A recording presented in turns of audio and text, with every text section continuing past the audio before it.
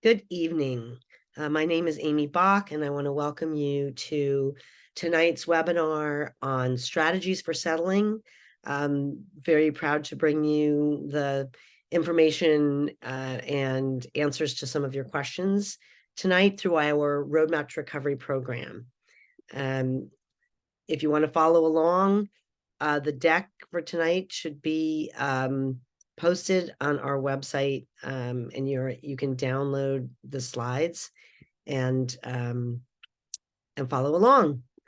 We are recording the program, so don't worry if we skip through something fast and you miss it or you are confused by something. You'll be able to access the recording on our website free of charge at your convenience, and rewatch it. So we encourage you to have your ears open and don't worry too much about trying to take a whole lot of notes. I mean, you're welcome to, but just know that you'll be able to watch the recording later.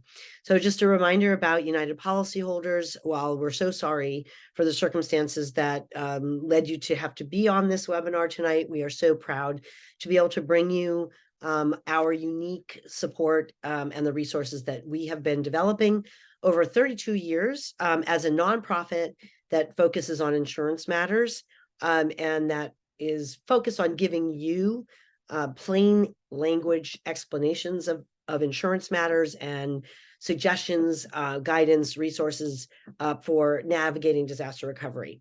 We have been assisting wildfire impacted Colorado residents since the 4 Mile Fire in 2014, and we have built some very valuable relationships in Colorado with both with the insurance commissioner's office, and we have a representative of his team here with us tonight, as well as some of the professionals in Colorado who specialize in representing policyholders, as well as our nonprofit partners and government partners. So we've been bringing you the this type of webinar ever since the tragedy that hit Superior and Louisville the day before New Year's in 2021. And as we approach the another anniversary of this fire, we want to offer you tonight's program to help you form strategies for continuing to put this, at least the insurance claim portion of your wildfire recovery experience, in the rearview mirror, and keep on moving forward towards getting reestablished in a replacement home. So Team Up is our professional staff. I've got with me tonight Ben Letourneau, who you can't see, helping out on tech. We've got Lisa Hughes and Annie Barber I'll introduce in a minute. We also have considered part of our team to be our government and nonprofit partners, and then our volunteers, which includes people like Lisa, who happens actually now to be on our staff as well, but we have lots and lots of survivor volunteers who are not on our staff that help propel our work. And then we have our consumer-oriented professional volunteers. We've got 2 of them on tonight. And those of you who've been on previous webinars know that we have a very big network of folks who have a big heart and a big brain and are willing to share some of their expertise without charge to support our programming. So this webinar is brought to you through our Roadmap to Recovery program, which is being funded in part by the Community Foundation of Boulder County and the Center for Disaster Philanthropy. So we appreciate that. The library that we set up for you, we are continuing to update on an ongoing basis as new information comes out. A reminder that we're not a law firm, we're not a public adjusting firm, we're not creating a professional client relationship with any person. We are here as educators, and so the information we're communicating is intended to be general guidance, not specific legal advice, and we cannot endorse or warrant any of our volunteers or sponsors. They are volunteers in this capacity as educators.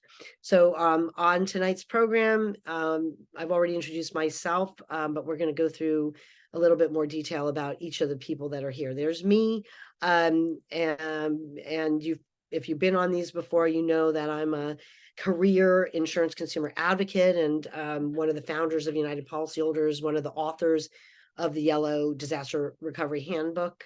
I'm so proud to be joined by Lisa Hughes, our Colorado program liaison, also a 2021 Marshall wildfire survivor, and Annie Barber, our California liaison, also has been involved in supporting the Marshall wildfire recovery and is a 2017 Tubbs wildfire survivor here in California. We've got Angie Siriano, who is with the Colorado Division of Insurance. Angie, thanks so much for being with us. We've got Catherine Goodrich, who I call Katie. I assume it's okay to call her Katie. Katie, is that okay with you? You can unmute if you prefer Catherine, but there you are as Katie on your thing. Katie, please. Katie's Thank good. you. All right. And then Katie is a founding partner at a law firm called Mogo, specializing in assisting clients on insurance matters, and deep in some fights on behalf of her clients related to a whole variety of insurance matters. We're also joined by Natasha O'Flaherty, another very specialized Colorado attorney. She is the principal of Never Summer Law in Granby. We connected through her work after the East Troublesome fire, the year before the Marshall fire. She also has gotten quite a bit of experience under her belt, counseling and representing property owners impacted by wildfires in Colorado. So thank you, Natasha. Tonight, we're going to cover general strategies. We're going to answer pre-submitted questions. We're going to review some of the laws and regulations in your state that give you settlement leverage, your options for resolving disputes, and some helpful resources. If you have questions that don't get answered as we go, you're welcome to use the Q&A function there on your Zoom toolbar to put your questions in, but give us a chance to get through some of the content because we may answer your questions before you even have to ask them. So I'm just going to go over a few basic points of what your leverage is as an individual consumer, as an individual policyholder, and just some words of wisdom that we've developed over the years. When interacting with your adjuster or an insurance company rep, we recommend that you use polite assertiveness. So that means being professional, being firm, but not being rude.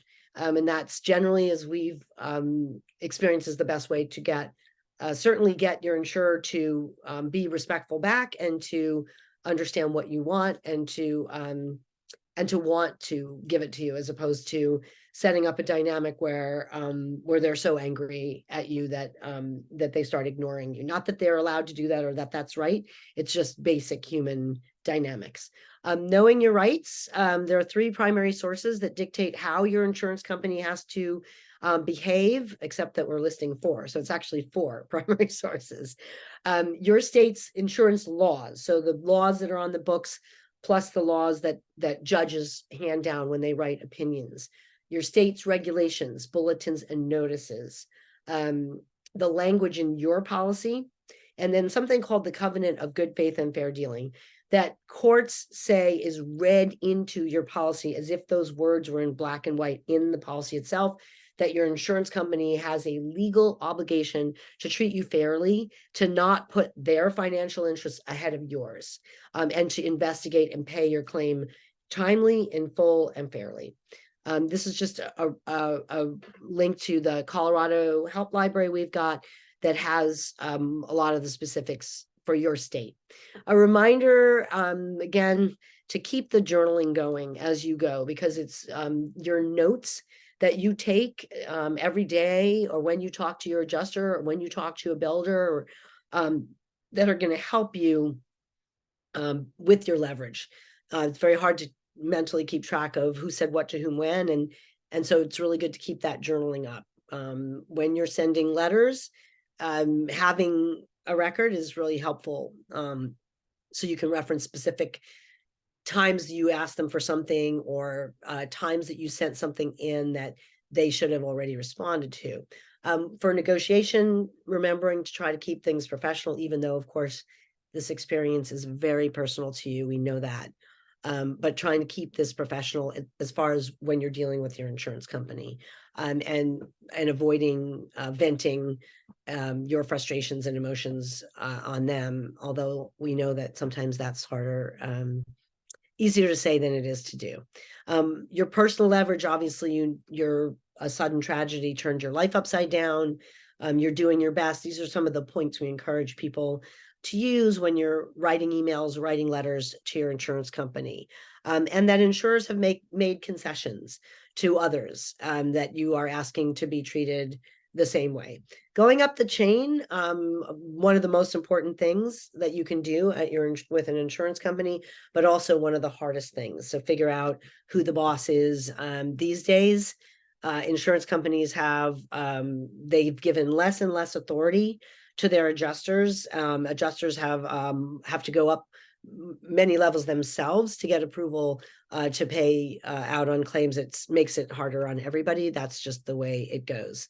Opening a complaint with Angie's agency is always a good idea, because insurance companies are legally obligated to respond to her agency. I mean, they're legally obligated to respond to you as well, but there's they tend to be more responsive quickly when they hear from the state regulator, who holds authority over their ability to do business in the state. And vague threats to sue are rarely effective. So like I said, filing a complaint with the department boosts your leverage. This is Angie's agency's contact information and phone number. So just in summary, the formal methods for resolving disputes or roadblocks that are still outstanding in your ability to collect every dime from your insurer and keep moving through the process include something called appraisal, which we're not going to go into detail about here, but which you can learn a lot about from our website. It is a outside of a lawsuit way of resolving a valuation dispute over how much your insurer owes you, typically on your dwelling. There's also litigation, there's mediation, a negotiation, going to trial, getting a verdict, an appeal, and then the final outcome of a lawsuit. Those are the basic formal methods of getting a dispute resolved. So we're all going to take just a deep breath here, and then we'll jump into your questions.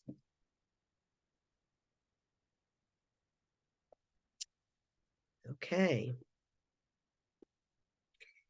All right. BH asks, how long does my insurer have to make payments?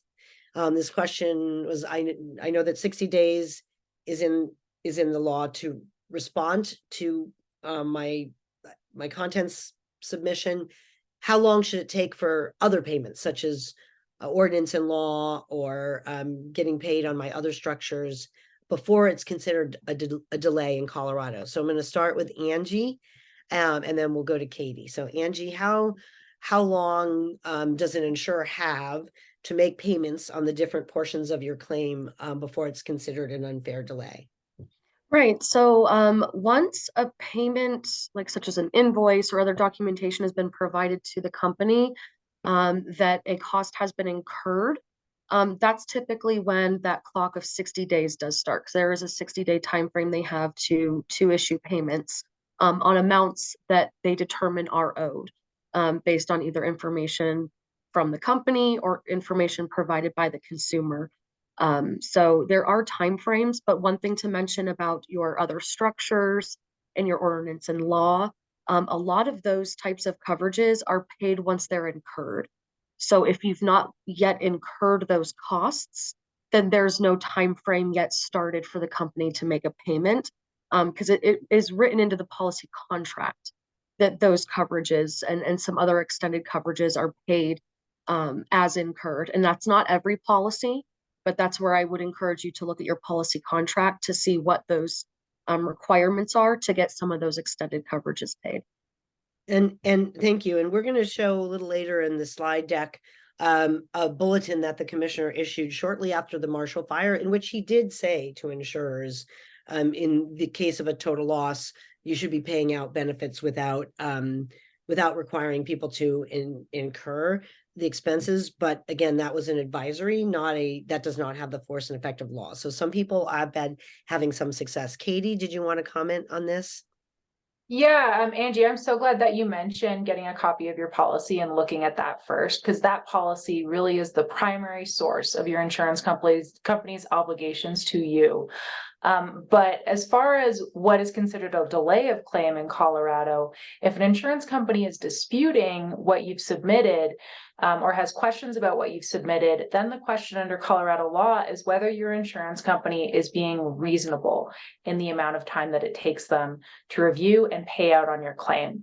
Reasonableness is it's a complex issue, but it's determined based on what another insurance company who was being reasonable would have done in that same situation. So in order to really assess whether there's been an unreasonable delay of your benefits, you might have to speak with an attorney or another professional. Yeah, and I think, look at, we recognize how much frustration there is out there in the community about, the hoops that insurers make people jump through, and that some people get treated better, it feels like. So the reasonableness standard is a really important one to remember there. Okay, is there anything to do, because obviously many times they exceed the 60 days. Is there anything to do to make an insurance company respond in a timely manner? Why is the claim process for the final insurance bucket so complicated? We respond in a day, then the insurance company asks for more information and it repeats. Is there anything legally we can do as far as response time on the claim? This process is absurd. So let's start with you, Natasha. What are your thoughts on this question?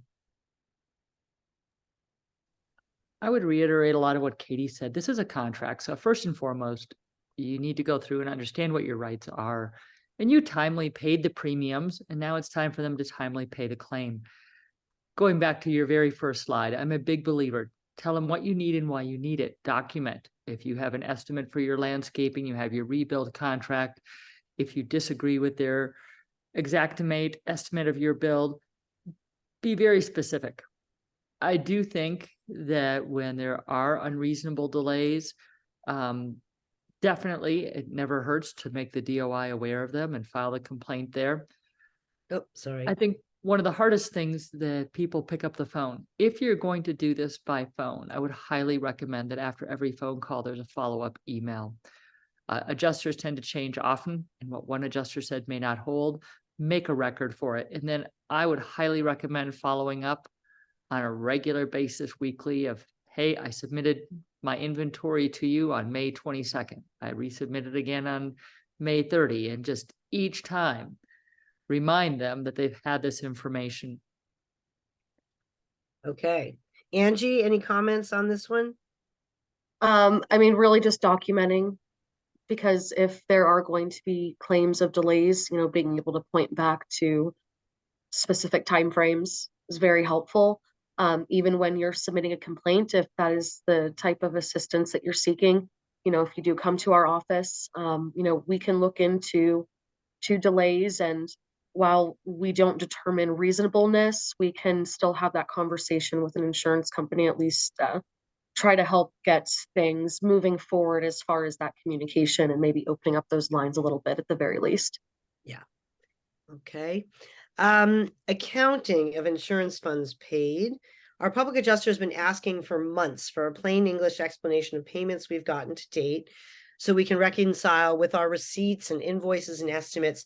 We've had at least 3 payments ranging from over 1,000 to nearly 100,000 with no settlement summary documentation. We don't know what's been paid for what, neither in RCV or ACV, and our insurer is not answering the requests. So I've given a link there to an accounting spreadsheet that one of our survivor volunteers donated. But that doesn't really answer the question. Angie, what is the insurance company's obligation to explain what they've paid and in what buckets in Colorado? Yeah, I mean, they should be able to let you know what payments are for, how detailed they are willing to get. It's a little different, but there should at least be an explanation that allows you to be able to reconcile, what's been paid with what's been invoiced to the company. And this is where I would encourage you to maybe submit a complaint to our office. And we can try to work with the company to see, normally there is some sort of basic payment summary page that is sent with a payment. So it may not be the detail that you're looking for, and putting that request in writing exactly what information that you and your public adjuster are seeking, maybe that will help. And if you can't get those lines of communication open, again, come to our office, submit a complaint, and we'll see what type of information we can get for you from the insurance company to clarify those invoices and payment amounts. Okay, all right. And Lisa and Annie, if you have any anecdotes from your travels of people's strategies for getting an insurer to either to hurry up and or to give you the details on what they've paid, let us know. I know California has a law that actually specifically requires insurers to specify the buckets that they've made payments in on. Any anecdotes, Annie? The only thing I can say is that my insurer, I think 3 times sent me a list of what's been paid. I didn't even ask for it. So that was kind of remarkable, but they just wanted to keep me in the loop is what they said. And it didn't come from my agent. It came from my adjuster, amazingly enough. Mm-hmm.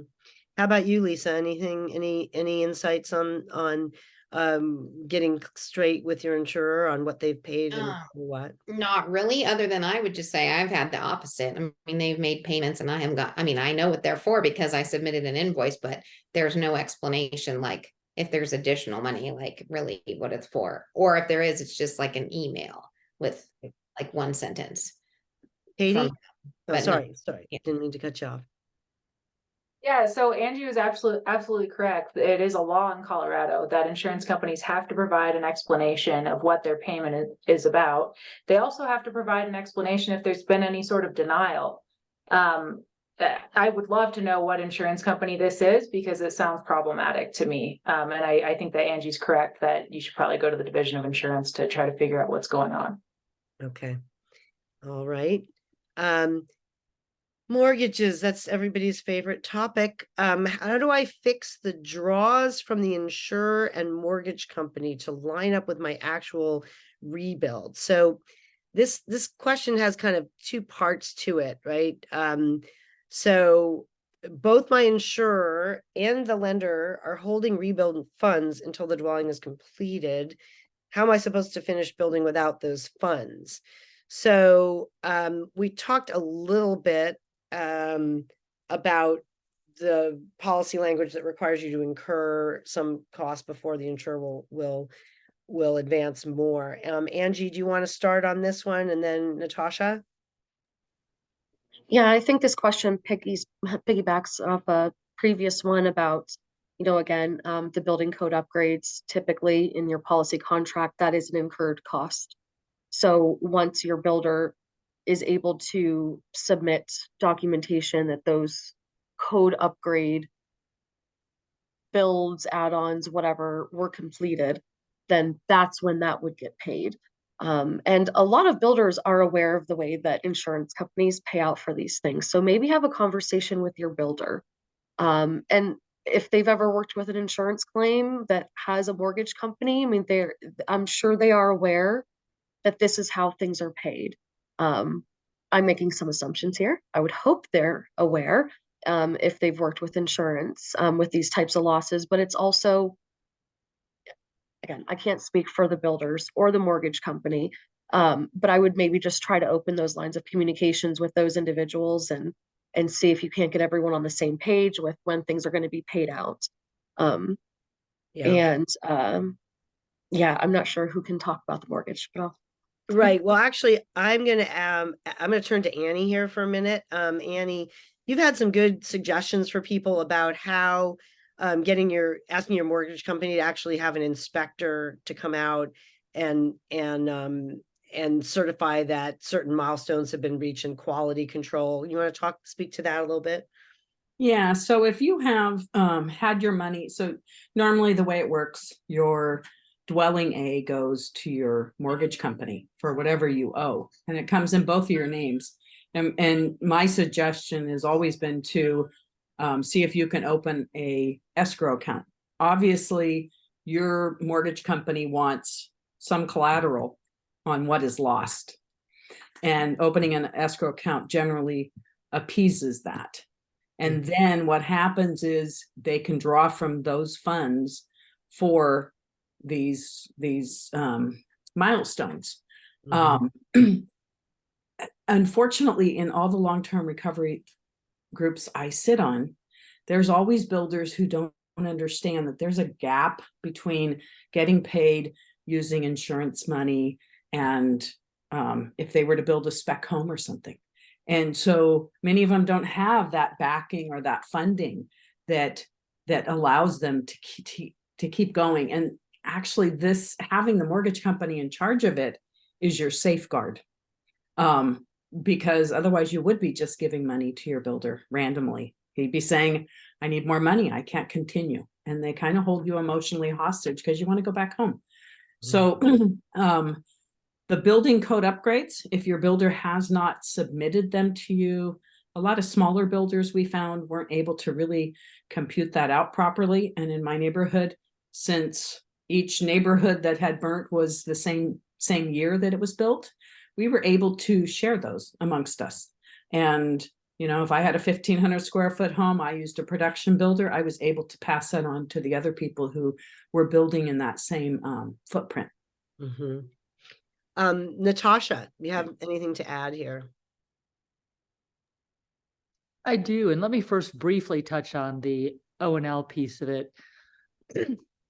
I think here in East Troublesome, there were certain carriers that acknowledged the business practice of releasing it as a business practice, not when it was actually incurred. Again, I think going back to your opening slide of tell them what you need and why you need it, and under Bulletin 5.44 issued by the division, Angie's group at the division have recommended the carriers release that without incurring. Now, a number of carriers are honoring that bulletin, so it's always worth the ask. It's attached later in this presentation. As to the lending, and back one more on the O&L. Nobody here bought a self-serve policy. The insurance companies have the ability to change, you know, your house had R39, now you're R50. Their software calculates this. So sometimes putting the burden on the insured, I don't think is fair. You did not buy a self-serve policy. You just need to make them aware of what the new code upgrades are. Their software can address that. As to the lenders, I think first and foremost, Annie hit it correctly. The lender is to be named on payments, if you have a mortgage, that pertain to the dwelling. But I'm seeing a troubling amount of checks that were issued to the lender for trees, debris removal, contents. If they name your lender, have that check voided out and have it reissued in your name. The lender's not entitled to those payments. First thing you do, just like looking at your insurance policy, make sure you get a copy of your loan document. Make sure the lender actually holds the copy of the note. You're paying interest on that loan. Now, very few of the loan documents I have seen really address total loss. What happens to these proceeds? It's different if it's just a hail damaged roof. So what interest are they going to pay on your money? If it's silent, to me, again, contracts are based in good faith and fair dealing. What interest are they going to pay on your money while they hold it? And I think it's up to you to negotiate the terms of when and how those funds will be released. I'm seeing more and more lenders wanting to wait till the home has a certificate of occupancy. And then you're in that quandary of, well, how in the world would I fund my project? Right. But to me, those are negotiated. That's a good time to see a professional, but make sure you have your lending document. See if there's any terms there, which generally they're not, and then negotiate. What interest rate are they going to pay on the funds they're holding? And then what terms can you negotiate for when they'll be released? Thank you. And I've referenced two of the publications in our library. Well, one is actually a sample letter for requesting that a lender release funds. The other one is some guidance on what to do with checks from your insurance company. But we have another publication called Let Go Lender, where we talk about making arguments to get your insurer to pay 2% interest on the funds they're holding that actually belong to you. And just to piggyback on that real quick. Sure. So there is, we have had cases where people were not able to fund the escrow account all the way in different fires. And by writing a letter saying that they weren't at 100%, they're not going to, this money is not going to make them 100%. They had already approved the contract with the dollar figures, and letting them know where the rest of those funds are coming generally prompts them to finish paying out. Nice. Okay. One of the many things State Farm's denying on our claim are things that they're putting in the auto category, such as roof racks for bikes, skis, extra set of tires, toolbox that we took on long trips, etc.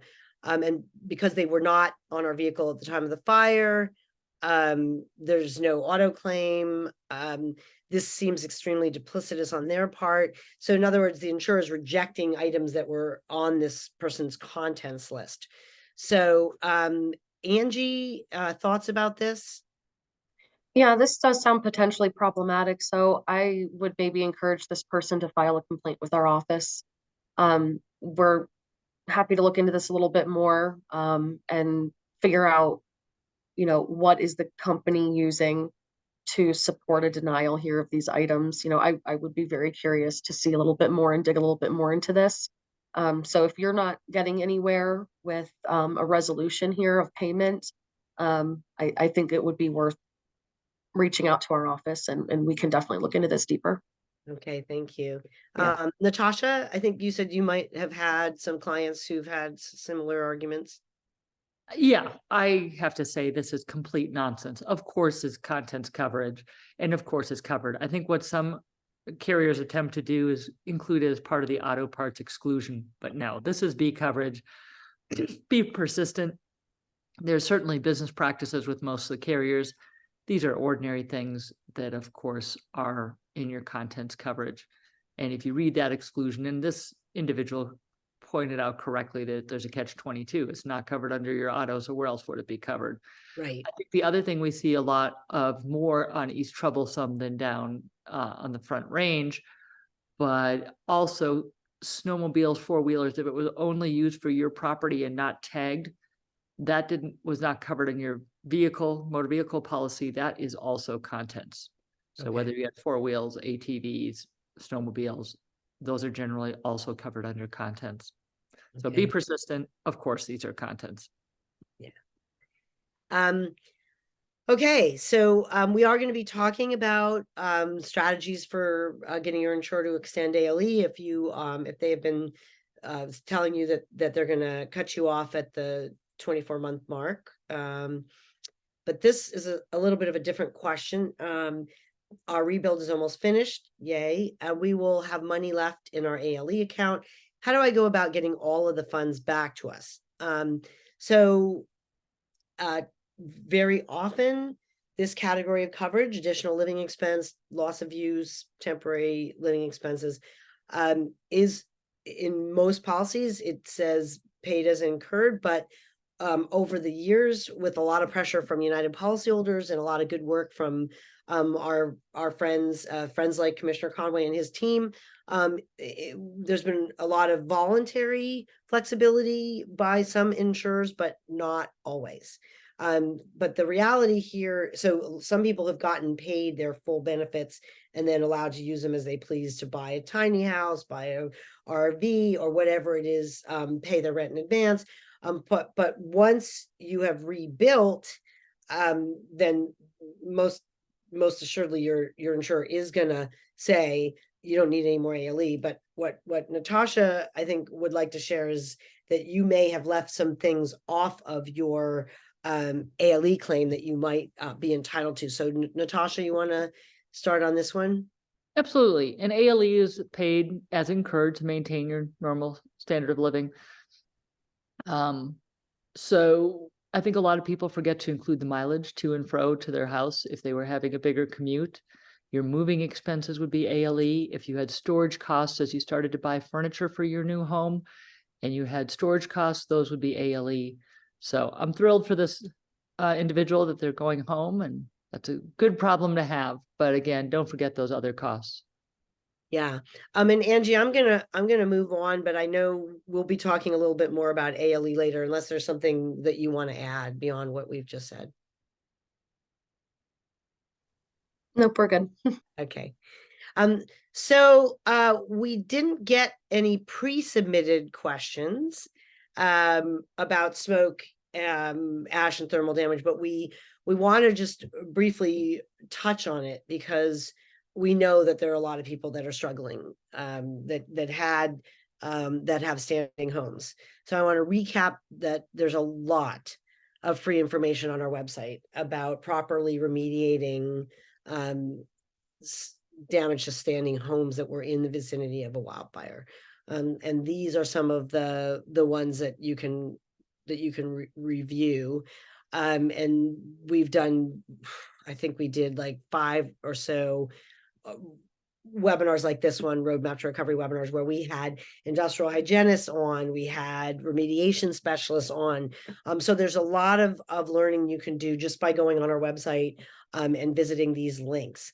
That said, one of the reasons that this remains so challenging for people is that the standards for what is healthy indoor air quality, what is appropriate cleaning in the aftermath of a wildfire are not really nailed down. So actually, before we get to that, Katie, do you want to share any sort of basic guidance for people who have are still struggling with a partial loss and fighting with their insurance company? Yeah, I'd love to. I've seen this issue coming up a lot, and I think a part of why we're seeing this issue is that different people have different tolerance levels to contaminants. So just because person A is going to be fine in that home, it doesn't mean person B will be fine in that home. And it certainly doesn't mean person B is going to be fine in that home in 15 years. So your insurance company really owes you to bring your home to its pre-loss condition. So I'd recommend involving all the professionals you need in order to make that case to your insurance company. You might need a toxicologist, not just an industrial hygienist, someone who can actually bridge the gap between what the data says and how it impacts your body personally. There's so much to get into, so I don't want to take up all the time on that. But yeah, I'm sure UP has some great resources on this. Yeah, and I understand that Marshall Rock has started a working group. Lisa, are you up to speed on that? Do you want to brief us? A little bit. I'm not on it, but yes, Marshall Rock, which is the long-term recovery group for the fire. I'm on the board of that. Anyway, they, yes, have stood up a standing homes task force.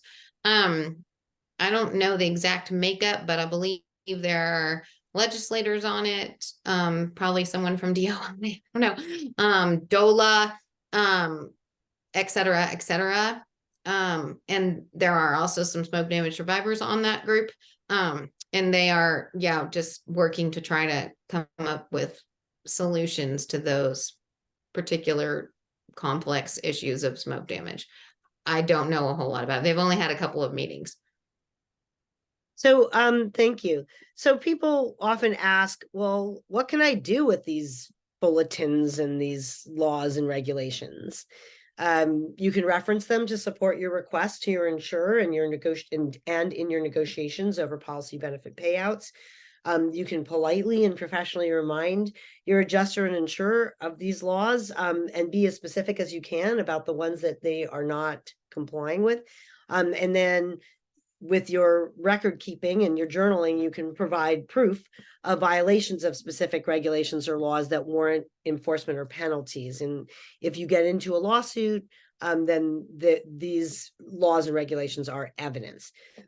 So this is just sort of the general rules that your insurer is supposed to be treat you fairly, and they're not allowed to refuse to pay your claim without conducting a reasonable investigation based upon all available information. There's that word reasonable that you heard from Katie earlier.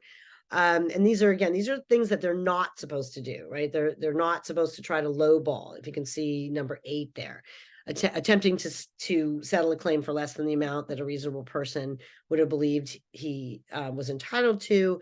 And then forcing people to, there's 7 is basically,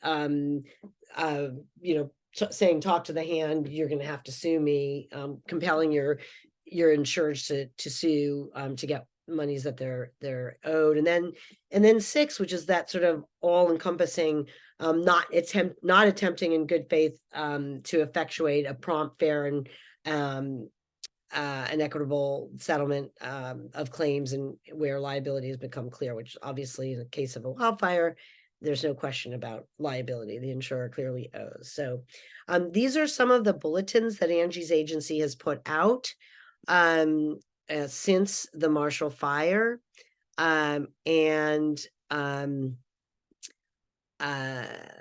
to go through a little bit of them in some detail here. But these are some of the big ones. 5.4, this one says that this is your insurer cannot, and it's a summary of the law. So this one is not just a please, you should do this, it's the right thing to do. This is a you must do this. You cannot require a policyholder to travel an unreasonable distance to choose a repair business. You can't force them to you're allowed to pick the professional that does the work on your home. Your insurer cannot dictate that. This one I think is very helpful. Natasha, do you want to hit on I think you called our attention to this one. You want to speak to this? Oh, Amy, jog my memory on this one. This one is that Yeah, they have to actually, pay, maybe it was Katie. Yeah. They have to pay what repair professionals are charging, not what their Xactimate says. Yeah, so this is an issue that we're seeing a lot of. The insurance company Sorry. puts together their Xactimate that has the preset Xactimate pricing in it. That pricing is not necessarily accurate to what the conditions at your home were. So, you may have had different type of countertops, you may have had custom woodworking throughout your home. The insurance company should be paying based on the contract that you have for a rebuild of your home, especially if you're rebuilding exactly what you had. So just push your insurance company. If you have a contract for rebuilding exactly what you had, repeat that to the insurance company. They should be honoring that RCV of the actual repair contract. Okay. And I'll dovetail on what Katie said. And Sure. if you can work with your professionals, get an independent one, that your contract should be enough. I think where I'm seeing a lot of the deltas, and I work with Katie on a number of these, is just because the software says you're going to get a trim carpenter for $30 an hour doesn't mean you can. So, I mean, again, that actual contract is important, or getting your own independent Xactimate and going through that hefty document, because oh, so often it's the wrong number of doors, or you have a kitchen that actually doesn't have a sink. So just because the software says so does not make it so. Yes. Okay. Let's see. Fair calculation of depreciation. So, that word depreciation is one of those sources of great frustration to people who have had a loss, finding out that that the insurers will often they don't actually pay the full value of what was destroyed or damaged until you've replaced it, assuming you have replacement coverage, that they depreciate. And depreciation is confusing because there's not one set depreciation schedule that everybody goes by. Insurers have their own formulas, but they are legally required to be fair. And so in Colorado, the legal standard is all relevant factors have to be considered to determine appropriate depreciation. So it's not just age. It's also what we do obsolescence, which is if the item that you lost is obsolete, meaning like no one's using a flip phone anymore, you have going to replace it with a modern phone, then they should pay the cost of replacing the phone with one that's equivalent.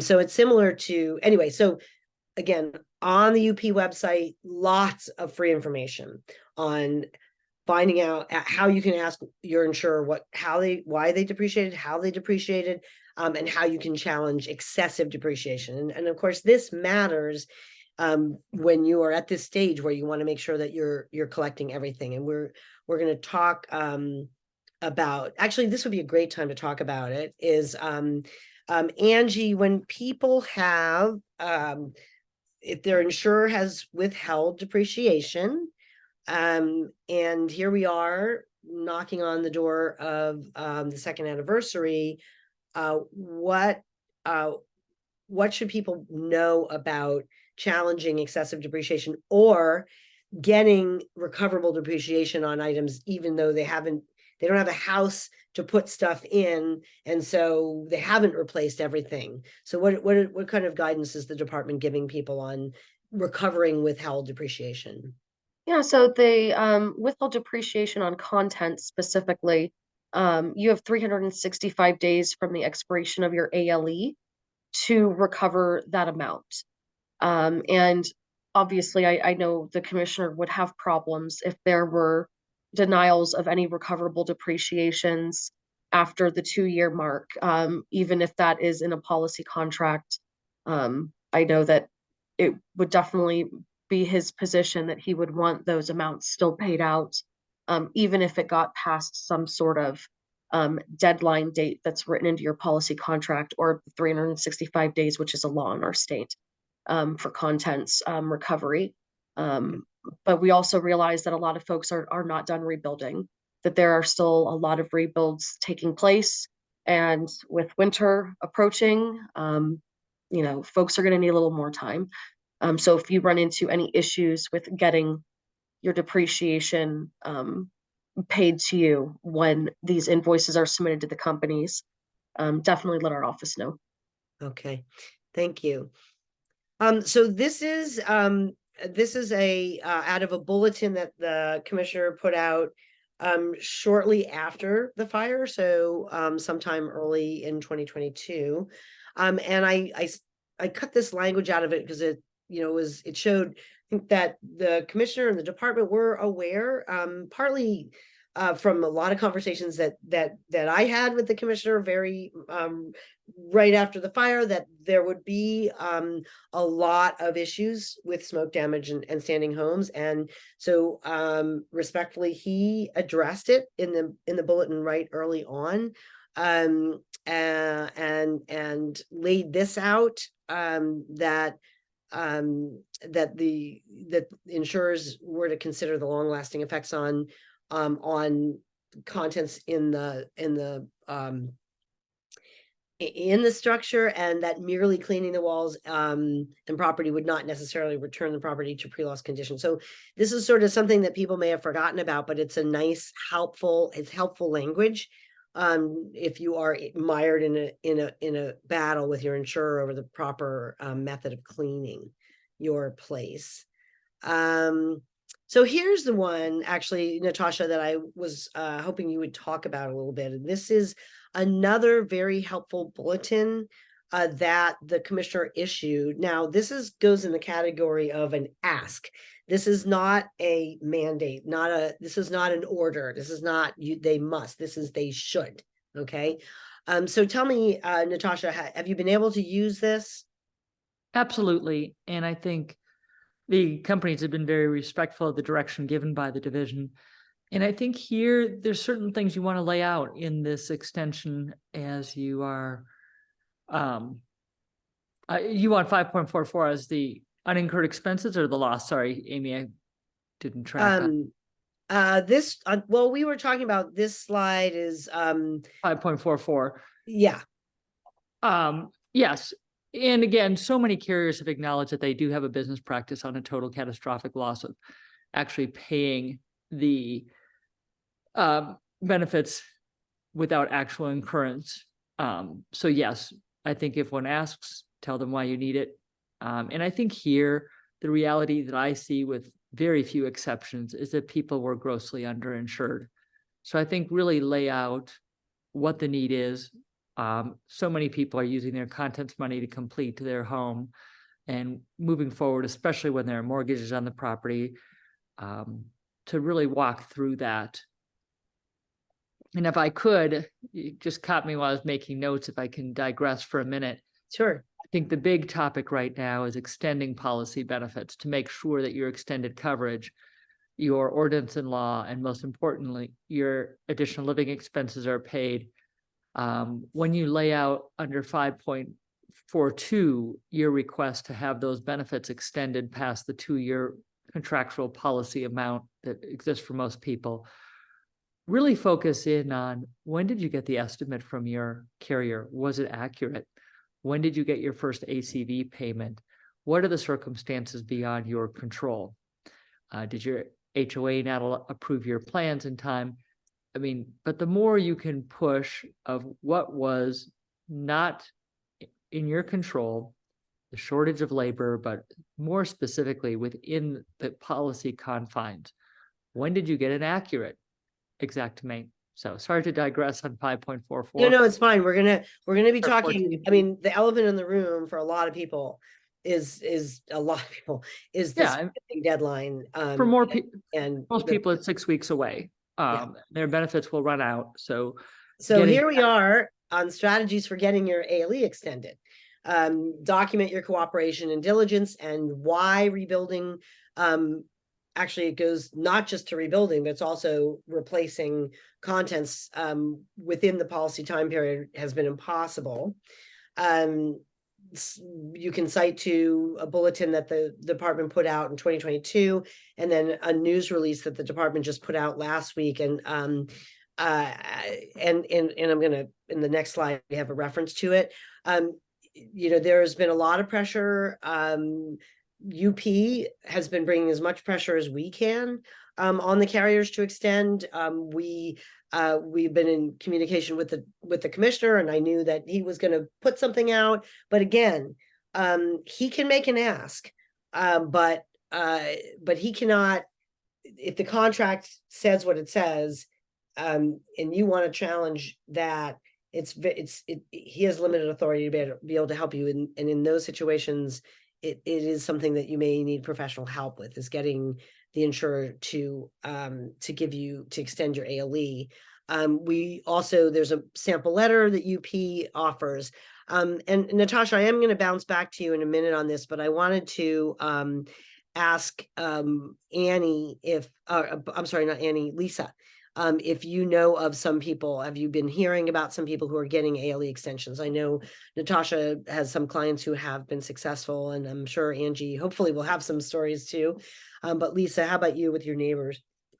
Well, not my neighbors specifically, but yes, I have heard of some people getting extensions. I don't know the length of time, but I have heard anecdotally of a few people. Yes, there may I be. have seen short extensions Yeah, approved. the Yes. longest one I've heard about was 9 months.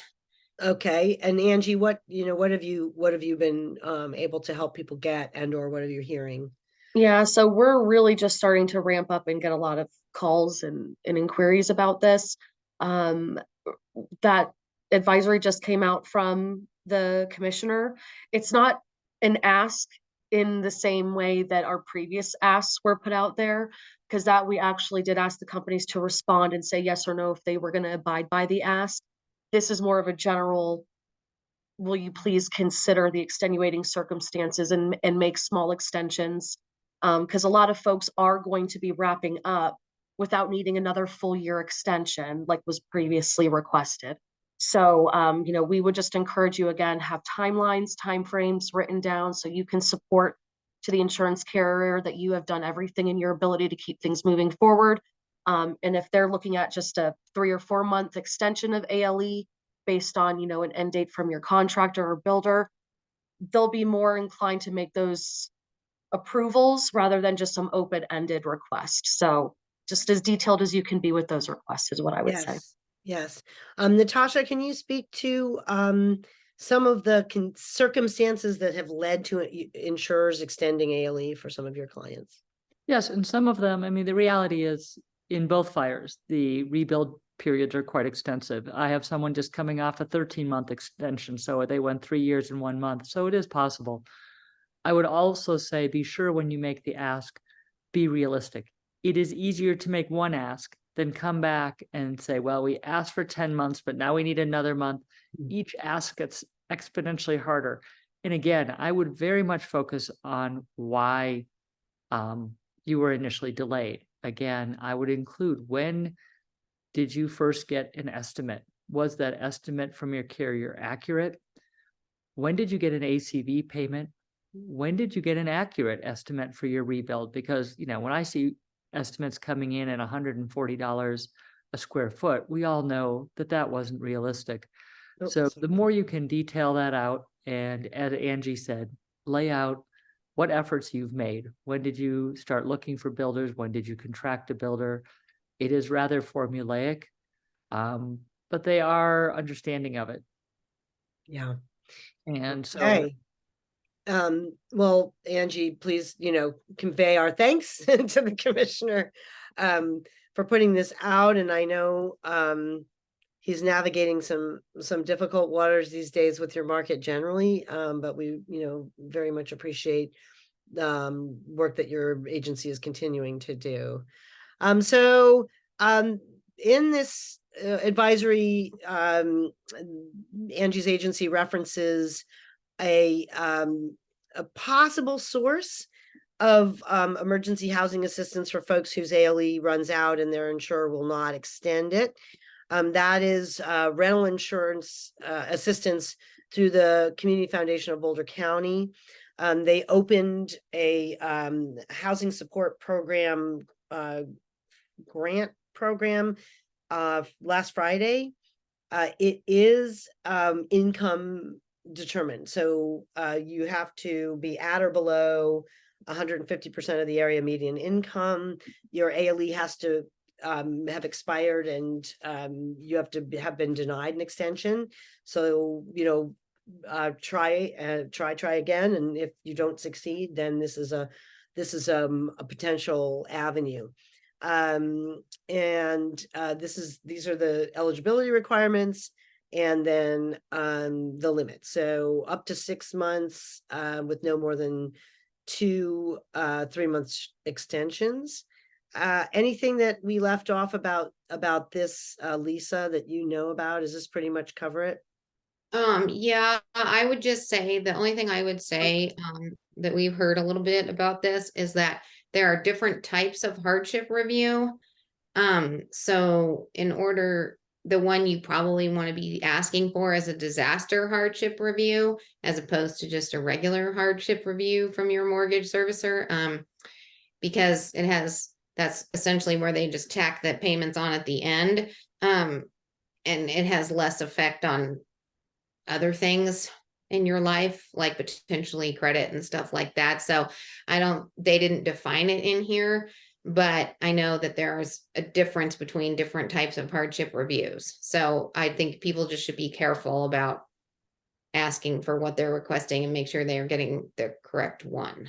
Yeah, and you want to follow that up and ask if that forbearance is under like a balloon payment after 90 days, because Right. that will bury you. So just make sure you're abundantly clear on that. Right. Or it's the disaster one where they just tack it on to the end and it doesn't affect anything, your interest rate, your payments, any of that stuff. So.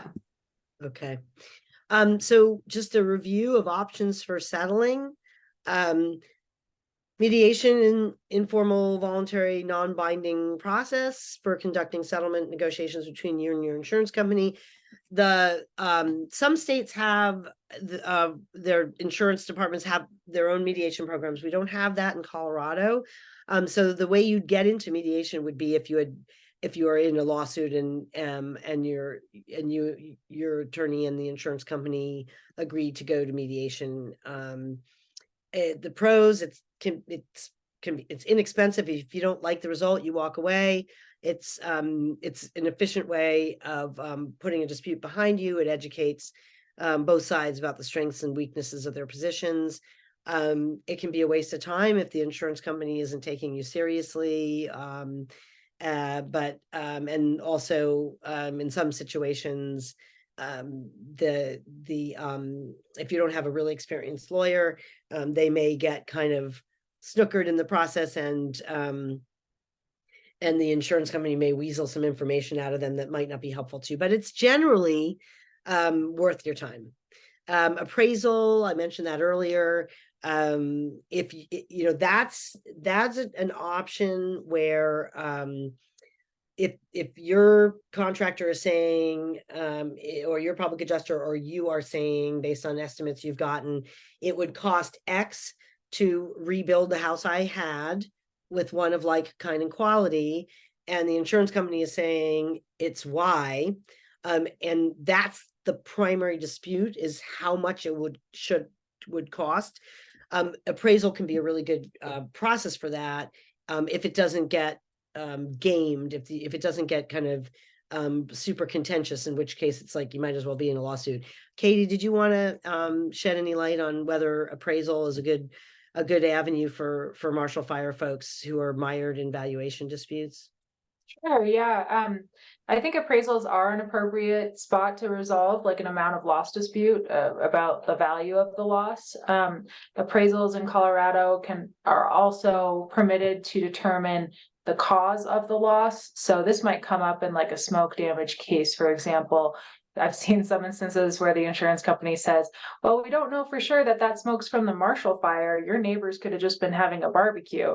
But insurance appraisals are an appropriate spot for the independent appraisers to say, no, this date of loss was X and it was caused by fire. And appraisals are binding in Colorado, so it's almost like litigation, but it's a little bit more of a risk, in my opinion. There's less control over the process, for what it's worth. Yeah. I think I had, when I was in private practice, I took some clients through appraisal. It worked out fine because there wasn't really any other issues in dispute except for how much the insurance company owed them.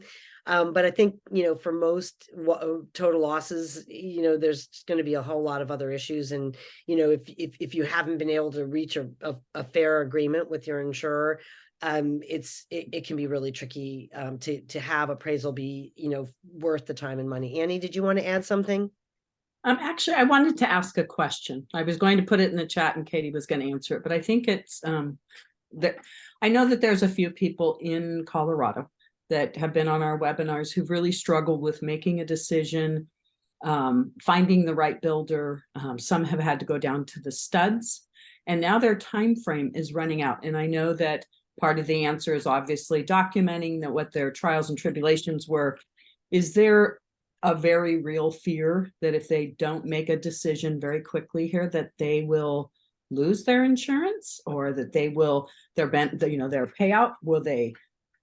Would you recommend that they go buy a house to secure that money? I'm not really sure how to advise them. Annie, you're talking about just if somebody just doesn't have enough money to rebuild? No, they've struggled with finding a builder or understanding the process. So a couple who've had smoke damage have gone all the way down to the studs and haven't found a builder to recreate. Yes, they can document all of it, but they're concerned that they could lose their payout on a lot of their insurance. Yeah, I can speak to that a little bit. I mean, that is such a fact-dependent question. Every single person, it sounds like, is going to be in a different situation there. But you're right, they do need to document, they do need to request those extensions. If you don't ask, you're not going to get those policy limits extended to begin with. But the other thought there probably relates to the next slide that I just saw. You may just need to consider litigation given the timeline that you have. And sometimes we've seen insurance companies, almost seems like it might be intentional. They wait until like a week before the anniversary of the fire in order to make their denial or their approval. So they really do like to run out the clock. Thank you. I think that's helpful to some people here. Okay, I skipped through a few, but I'm going to go back real quick. So again, if you're thinking, oh, maybe appraisal would be better than a lawsuit for me, or maybe I want to know more about this. So on our website, you can learn a little bit more about appraisal, but this is basically how it works. Each side picks an appraiser, and then the two appraisers pick an umpire, and then they look at the documentation, and they reach the umpire. If they can't agree, the umpire writes an award saying this is how much it should cost. This is what the insurer owes on this project. Litigation, I'm sure everyone on this call has, I'm sure, been exposed in some way to attorneys who do this kind of work. And there's different ways to go about it. I think a lot of folks have joined lawsuits against Excel and all that. So if you want to really learn a little bit more about what's involved when you become a plaintiff in a lawsuit, again, we have lots of information on our website. Katie and Natasha, do people need to worry about running into a statute of limitations or a deadline for filing a lawsuit against their insurance company? Yes, if you do not comply with the statute of limitations deadline, then basically there's going to be not much that you can do to encourage your insurance company to pay your benefits. There are a couple of different statutes of limitations that are at issue here. The first one would be breach of contract, and in Colorado, that's 3 years. So you do have a little bit more time just on breach of contract. But just getting paid out your policy limits may not properly indemnify you by the time you hire an attorney, incur the cost of filing a lawsuit, hire experts, whatever the case may be. So for that type of claim, we'd really rely on a tort claim for unreasonable delay or denial of covered benefits. And that deadline is 2 years. Now, the safest bet is to have something filed within 2 years from the date of the loss. But technically speaking, there is some nuance there. It's 2 years from the date that you knew or should have known that your insurance company was not going to reasonably handle your claim, essentially. But there isn't a lot of leeway. Most law firms are not going to want to help you out if you come to them more than 2 years after the loss. Okay, so Barbara Holub asks, and if the time limit is passed, does this mean you pretty much have lost all negotiating power with the insurer since they know you can no longer sue? In some ways, if that 2-year deadline has passed, you lose a lot of that leverage, but there are other things that you can do. Like the Division of Insurance has the power to make the insurance company pay interest essentially on amounts that were delayed. So even if you don't get something filed in time, there are other strategies that you can go through in order to get your policy benefits. You may not get adequate compensation for the delay that the insurance company caused, but at least you can get your claim paid. Yeah. All right. There's another question here. Hang on one second. Frank is asking, do any of these strategies work if you received policy maximums on nearly all your buckets, but are still very, very underinsured? Or is the only option legal recourse for having the wrong policy to begin with and suing the agent or insurance company? So I want to start. So basically, this question goes to remedying underinsurance, which again is something that we cover in great detail in our library, and you can watch videos of lawyers talking about remedying underinsurance. And I know that both Natasha and Katie have been involved in trying to get remedies for people who are severely underinsured. So Katie, do you want to take a stab at this one? Is the only option legal recourse to sue an agent or insurer, or can you try to negotiate a retroactive reformation of policy limits without filing a lawsuit? Yeah, so and I kind of defer to Natasha on this, the pre-suit stuff. I'm really more of a litigation-oriented attorney. Okay, so Natasha. Let me grab off mute. I think a lot of people were very clear. And yes, there are things that make those asks stronger. But whether it's just simple contract reformation or a global settlement, because what I'm seeing is usually a combination of there are some delayed payments, or heck, the insurance company didn't even get around to getting an estimate for 7 months. So when you look at it, I think the first line of defense is to go to the carrier for contract reformation. And the claims that are successful where we can reform a contract, meaning you only had 500,000 of coverage, but you had written an email to the insurer saying, well, to rebuild my house, I need 7. Will you give me 7? If they said no, those type of claims are good. The more written documentation, or if the agent came to the house, had seen the house, you've done improvements, you had an appraisal, you shared that with the insurance company, and they failed to increase your coverage. Those are types of facts that lead to successful reformation claims that we retroactively, you do have to pay the premium difference. I had someone complain about that. I said, for a couple $100, you're getting a few 100,000, so pay the premium difference. That's contract reformation. You're just going back and pretending that your house was insured at that time. You're getting a new contract saying, yep, your coverage was 700,000 at that time. The other option is to work with the carrier in pre-litigation on a global settlement. You'll release any and all claims against them in exchange for an agreed amount based on issues within your claim. So I think there's 2 avenues you can go. But to dovetail on what Katie said, especially right now, is we have a month and a half to the 2-year anniversary, which is looming big on everyone's mind. Yeah. Someone asked, what happens if you miss the statute of limitations? Generally, that means your claim is forever barred. So I'm with Katie. If nothing else, you file it, you can withdraw it later. But if you don't file, you lose that right. Yeah. So on, this question of remedying under insurance informally without hiring a lawyer.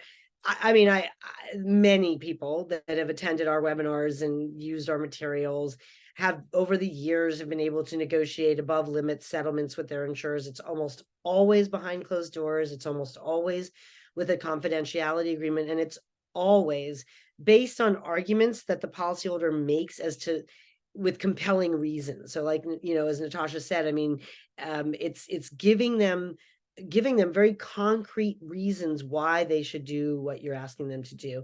I mean, and Angie, for your agency, we try to give people a realistic, picture of what kind of help they might get from your agency. Is your agency able to help some people who are underinsured through no fault of their own? I mean, it's very case by case. Yeah. We did notice that there were some companies right after the fire, they were going through and reforming policies, and they did it for everybody across the board. Other carriers, very case by case, what can be supported, what can be proven. I wish we'd had more success than what we did. Yeah. But it doesn't hurt to reach out to us. If you think that we can help, at least with that conversation. I can't guarantee we're going to get you anything, but we can definitely use our experience from the last 2 years to try. So yeah, and thank you. And for United policyholders, because we have lawyers in our family this is their thing, this is their specialty, lawyers like Natasha, Katie, and a number of the other lawyers who have helped out on our previous webinars. And because I'm a lawyer, we do try to help lawyers that are representing policyholders talk to other lawyers who've had some successes. So right after the Marshall Fire, we set up a meeting with some California attorneys with some Colorado attorneys to say, this is some of the arguments people have been making in California that have been working. And now Colorado attorneys have started developing their own arguments as well. And just today I connected a lawyer who's representing a Marshall family, underinsured Marshall family, with a California lawyer who represented underinsured families against one particular insurance company, just to kind of compare notes. So we are rounding it to the end of our program. I have an ask for all of you. We have a survey going, a 2-year Marshall Fire Insurance Recovery Survey. We are doing this in collaboration with Angie's agency. Our goal is to take your temperature, is to find out how you're doing, where you are in the process, what problems you have already resolved, what problems are still impeding you. So please take a few minutes to complete that survey. It really helps us fine tune our programming. And also, we work with legislators, and when we see patterns of problems, we do our best to try to solve them. So, for example, on underinsurance, the survey results that previous folks have completed for us, including our 1-year survey last year, does very much help us if we have to go to the legislature and say, you need to change the laws to fix this problem. Having your data is really powerful, really helpful. So please do give us a few minutes of your time. We added a question on this survey, this 2-year survey, to get at whether you're having problems finding insurance on your rebuilds. If you're at that stage, we also want to know about that, because the market in Colorado is getting a little bit there's not as many options for insuring a home right now, particularly in wildfire areas. So we're looking for your data. Thank you so much for that. Our Annie Barber and Lisa and some of our other survivor volunteers are very generous with their time and their empathy in hosting our what we call survivor to survivor forums. These are confidential, private. Only survivors and past survivors are on. You can register for those. You can see when our next one is. Actually, if we could put that in the chat, if you were able to do that, then put in the chat when our next survivor for Marshall Fire is coming up, unless you know that off the top of your head, Annie. Yes, I do not, but I would like to say, since we are dealing with Marshall survivors, that just to express our gratitude for you paying it forward to the Maui folks for all of you that donated. That was a very kind, humane thing to do, and it did put us boots on the ground, and we appreciate it. Well, and for those of you who don't know, Annie, and we sent, I think, 4 teams of our survivor volunteers over to Maui to provide comfort and guidance and empathy. And I think people were so grateful. And I know that the generosity of the Marshall impacted community has been very moving, and we appreciate it so much. And so do our friends over on Maui. Okay, our next survivor is November 28th. Thank you, Barbara. Thank you, Amy. Here's Angie's agency again. I want to thank our funders, the Community Foundation of Boulder County. I want to thank Angie so much for joining us and for the work your agency has been doing. Natasha O'Flaherty, Katie Goodrich, thank you for toiling in the trenches on behalf of your clients, for giving pro bono time to UP, to free, that means free, sharing some of your expertise with us and with our folks. And it's just very reassuring for us and those we serve to know that there are specialists that are really focused on making the kind of arguments that are going to resonate, that are going to really win the day for policyholders in Colorado. So thank you both for your time. Annie and Lisa, I can't thank you enough for being willing to revisit your own traumas in your own way in order to help other people. So my deepest gratitude. I think we answered all the questions, and you're welcome to the last person there. The recording will be up on our website. The slide deck is up on our website. We will be, not only will we be doing another survivor to survivor, I think we will be continuing to bring our programming to the Marshall Fire impacted community through the new year. So check back on our events page, but hopefully you're getting our constant contacts and staying informed when we've got something coming up. We are really grateful for your time and attention tonight, and to be able to bring you the resources we did. So we're going to wrap up. I wish you all good night. I wish you all happy Thanksgiving and good health and recovery. We're rooting for you every step of the way. And thanks for all of you guys, Natasha, Katie, Angie. We appreciate you.